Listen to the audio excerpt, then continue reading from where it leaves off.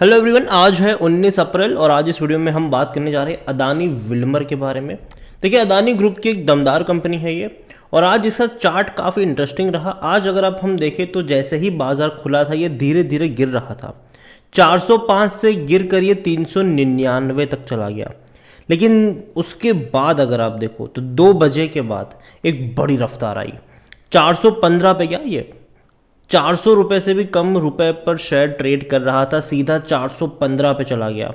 लेकिन बाद में भी ये एटलीस्ट 1-1.5% की तेज़ी पर ही क्लोज हुआ है 409 रुपये के आसपास। वीडियो में हम बातचीत करेंगे अदानी विल्मर को लेकर कि खरीदारी के मौके यहाँ पर बन भी रहे हैं कि नहीं, और लॉन्ग टर्म का आउटलुक इसका क्या हो सकता है। वीडियो को शुरू करें उससे पहले अगर आपने अभी तक चैनल को सब्सक्राइब नहीं किया है तो प्लीज़ अभी इसे सब्सक्राइब कर लीजिए, क्योंकि आगे भी बहुत सारे वीडियोस हैं जो आपको काफ़ी ज़्यादा हेल्प करेंगे। तो अदानी विल्मर तकरीबन 408 रुपये का ये शेयर है। पिछले एक महीने में अगर हम देखें तो पिछले एक महीने में 1% की गिरावट ज़रूर है। गिरा था ये 421 से सीधा 370 तक चला गया।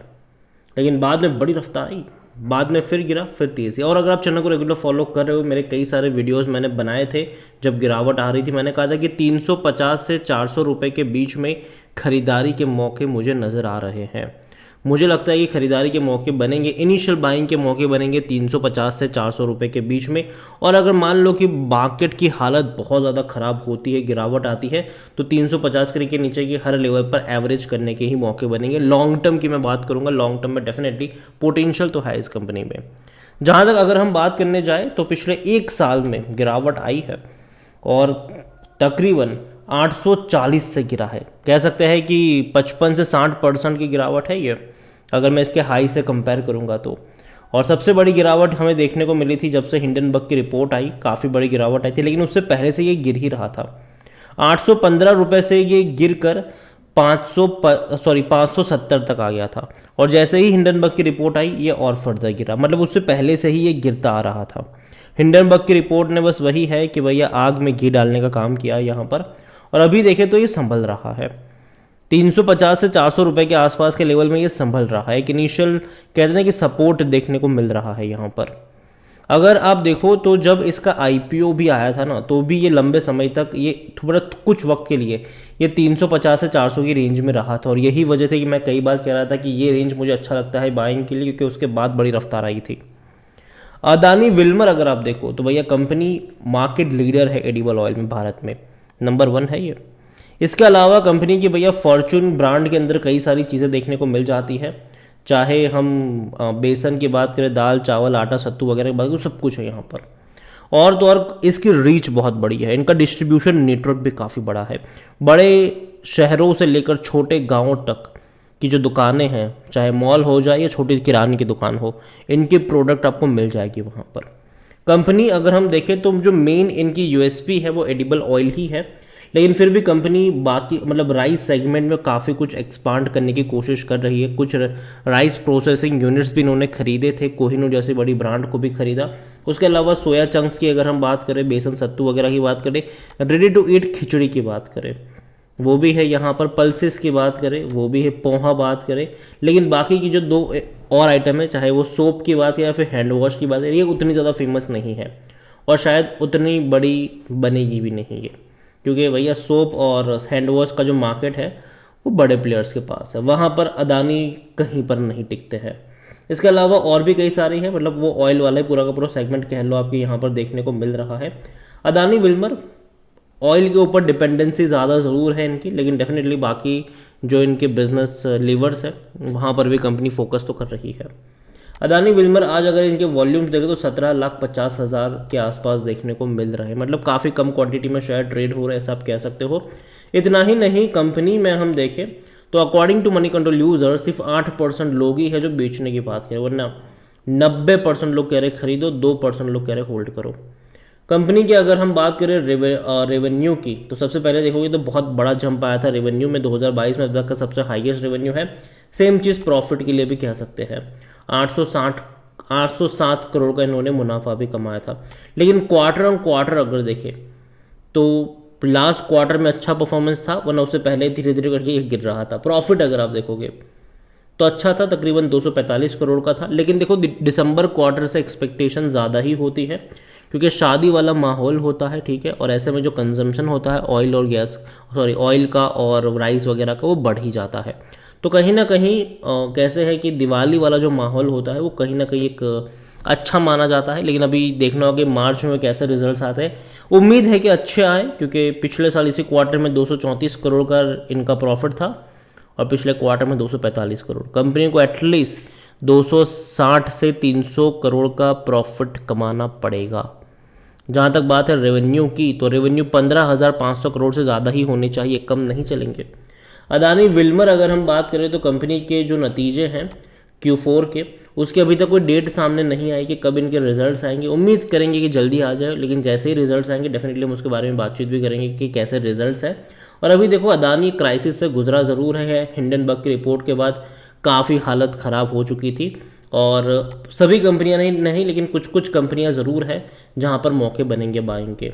अदानी को लेकर अगर हम देखें तो अदानी विल्मर का जो पी रेशो वो 77 का है। देखो देखने में महंगा लग रहा है, क्योंकि सेक्टर पी 48 का है, और इसीलिए सिर्फ 50% एनालिस्ट ही है जो खरीदारी करने की बात कर रहे हैं। और देखो अदानी के जो पी रेशो वो पहले भी महंगे थे, आगे भी महंगे रहेंगे, क्योंकि अभी अगर हम देखें तो इनकी गैस और ग्रीन के तो बहुत हाई पे ट्रेड कर रहा है। इवन एंटरप्राइज भी काफ़ी हाई पी के ऊपर ट्रेड कर रहा है। और जहाँ तक बात करें इनकी शेयर होल्डिंग की, तो 87.94% की होल्डिंग है यहाँ पर। और ये दो कंपनियों का जॉइंट वेंचर है, अदानी ग्रुप और विल्मर ग्रुप का। प्रमोटर की होल्डिंग दिसंबर में भी उतनी थी, अभी भी उतनी ही है। लेकिन म्यूचुअल फंड की 0.02% की होल्डिंग पहले भी उतनी थी, अभी भी उतनी है। डोमेस्टिक इंस्टीट्यूशन ने बिकवाली करी है, 0.11% की होल्डिंग घट के 0.09 पर आ चुकी है। एफआईएस ने भी काफ़ी बड़ी बिकवाली करी है। 1.57% की जो होल्डिंग थी एफआईएस की, अब वो घट के हो चुकी है 1.27। तो खरीद कौन रहा है? खरीद रहे हैं रिटेल इन्वेस्टर्स। 10.35% की होल्डिंग रिटेल और अदर्स की थी, जो अब बढ़ के 10.68 पर आ चुकी है, जिनमें से रिटेल इन्वेस्टर की 8.94% की होल्डिंग बढ़ के हो चुकी है 9.49। मतलब सिर्फ रिटेल इन्वेस्टर्स ने खरीदारी करी है, बाकी बिकवाली हुई है। बड़े बड़े फंड हाउस के पास कुछ अच्छी खासी क्वांटिटी नज़र नहीं आ रही है, चाहे म्यूचुअल फंड की बात करें, डोमेस्टिक की बात करें या फिर एफआईएस की बात करें।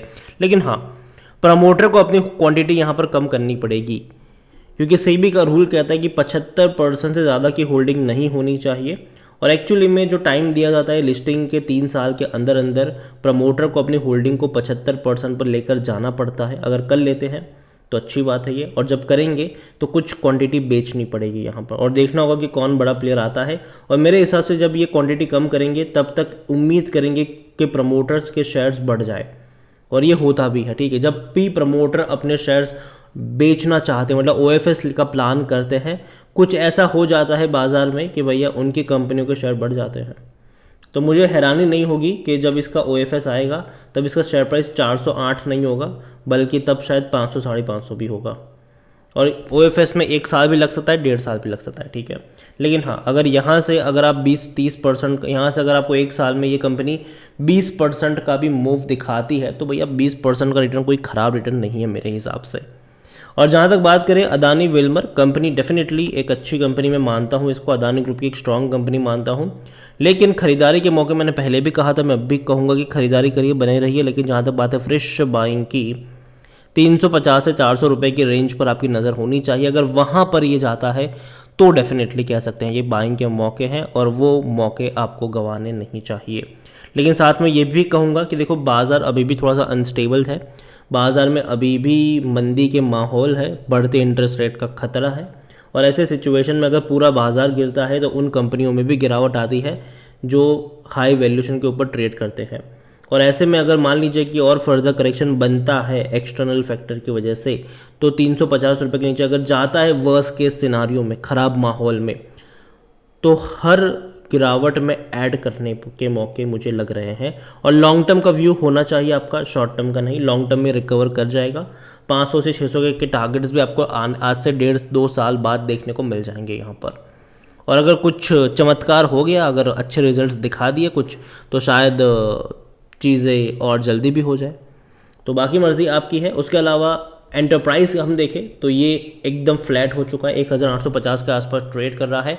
और अगर आप चाहते हैं कि मैं इसके ऊपर भी एक वीडियो बनाऊं तो कमेंट में अदानी एंटरप्राइज लिखेगा, या फिर अदानी ग्रुप की जिस किसी कंपनी के ऊपर आप वीडियो चाहते हो उसका नाम कमेंट में लिखे, जिसकी सबसे ज़्यादा कमेंट है कि अगला वीडियो उसी के ऊपर का वीडियो को यहीं पे एंड करूँगा। पसंद आया हो तो लाइक करो, शेयर करें। चैनल पर अगर आप पहली बार हैं तो प्लीज़ सब्सक्राइब करें। और अदानी विल्मर के बारे में भी आप क्या सोचते हैं वो भी आप मुझे कमेंट में लिख के बता सकते हैं। Thank you.